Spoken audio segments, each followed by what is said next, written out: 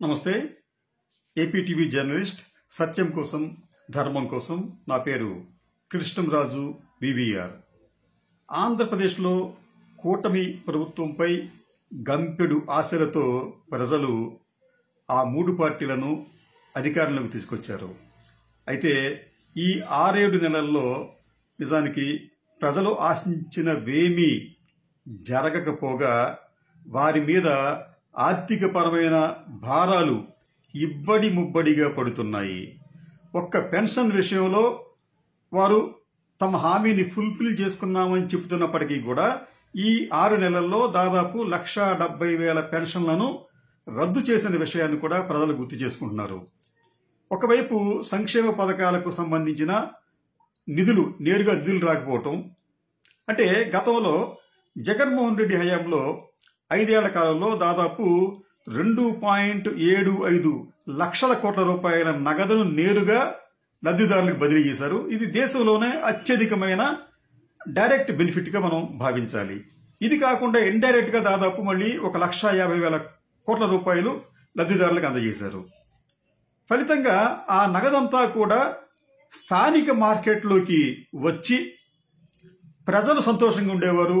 ఆ డబ్బంతా కూడా మార్కెట్లోకి వెళ్లి వారు వస్తు సేవలను కొనుగోలు చేయడంతో వ్యాపారస్తులకి లావాదేవీలు జరిగాయి. వ్యాపారస్తులకు లావాదేవీలు జరిగితే దానికి అనుగుణంగా ఈ వస్తువులను ఉత్పత్తి చేయాల్సి వచ్చేది.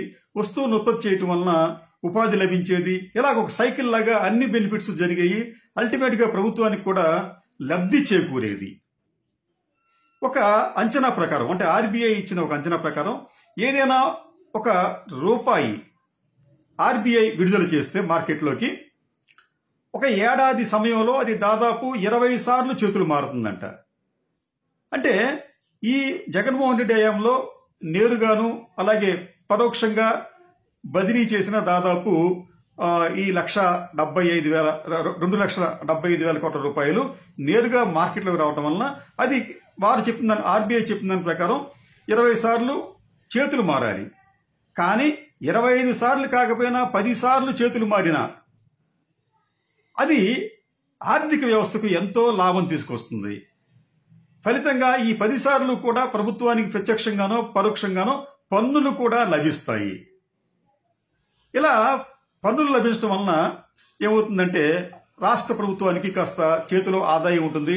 మళ్లీ దాన్ని వారు వ్యయం చేయడానికి ఆస్కారం ఉంటుంది.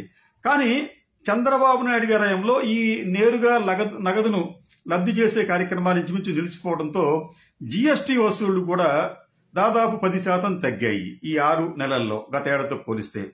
ఇది ఒక అంశం. ఒకవైపు సామాన్యులు పేదవారు చేతుల్లో డబ్బులు లేక ఇబ్బందులు పడుతూ ఉంటుంటే మరోవైపు ధరలు విపరీతంగా పెరగటం. ఓ రకంగా చెప్పాలంటే ఈ కూటమి ప్రభుత్వ హయాంలో సామాన్యులనే కాదు అందరినీ కూడా ధరలు కాటేస్తున్నాయని చెప్పి మనం భావించవచ్చు.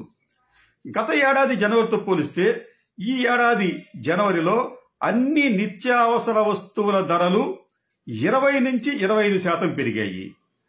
అదే రేషియోలో, అదే నిష్పత్తిలో ప్రజల చేతిలో ఆదాయం పెరగలేదు, ఉద్యోగుల జీతభత్యాలు పెరగలేదు. ఫలితంగా సమాజంలోని అన్ని వర్గాల వారు ఉక్కిరి బిక్కిరి అవుతున్నారు ఆర్థికంగా.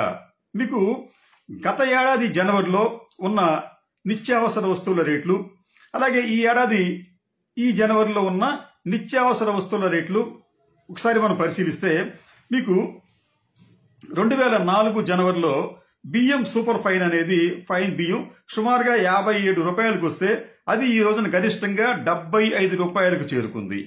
అలాగే సాధారణ బియ్యం 45 నుంచి 56 రూపాయలకు పెరిగింది. గోధుమ పిండి 50 నుంచి 70 రూపాయలకు పెరిగింది గరిష్టంగా. శనగపప్పు 85 రూపాయల నుంచి 140 రూపాయలకు పెరిగింది. పెసరపప్పు 126 రూపాయల నుంచి 170 రూపాయలకు పెరిగింది. కందిపప్పు 150 రూపాయల నుంచి 224 రూపాయలకు గరిష్టంగా పెరిగింది. ఇది కొన్ని అంశాలు మాత్రం. ఇది కాకుండా మినపప్పు అయితే, ప్రీమియం మినపప్పు అయితే 140 రూపాయల నుంచి 170 రూపాయలకు పెరిగింది. పంచదార 40 రూపాయల నుంచి 50 రూపాయలు పైనే ఈ రోజున అమ్ముతున్నారు. వేరుశనగ నూనె అయితే 150 నుంచి 180 రూపాయలకు పెరిగింది. సన్ఫ్లవర్ నూనె అయితే 112 రూపాయల నుంచి 180 రూపాయల వరకు అమ్ముతున్నారు. పామాయిల్ కూడా 86 రూపాయల నుంచి 130 రూపాయలకు ధర పెరిగింది. ఇది కాకుండా చింతపండుకు వచ్చేటప్పటికి కేజీ 80 రూపాయల నుంచి 100 రూపాయలకు పెరిగింది. ఎండుమిర్చి 140 నుంచి 160 రూపాయలకు పెరిగింది. వెల్లుల్లి అయితే 150 రూపాయల నుంచి 480 రూపాయలకు పెరిగింది. ఇలాగా మనం నిత్యం ఉపయోగించే ఈ నిత్యావసరాల ధరలు బాగా పెరగటంతో సామాన్యులు ఉక్కిరి బిక్కిరి అవుతున్నారు. ఈ పెరుగుదలతో పాటు ఇతర అంశాలు కూడా వారిని ఇబ్బంది పెడుతున్నాయి. ఎందుకంటే మార్కెట్లోకి ఈ నిత్యావసర వస్తువులతో పాటు సహజంగా ప్రతి కుటుంబం కూడా మీకు అరటిపళ్ళు, జామకాయలు లేకపోతే ఇతరత్ర ఫ్రూట్స్ కొనుక్కోవాలని చెప్పి అనుకుంటే వాటి ధరలు కూడా బాగా పెరిగిపోయాయి.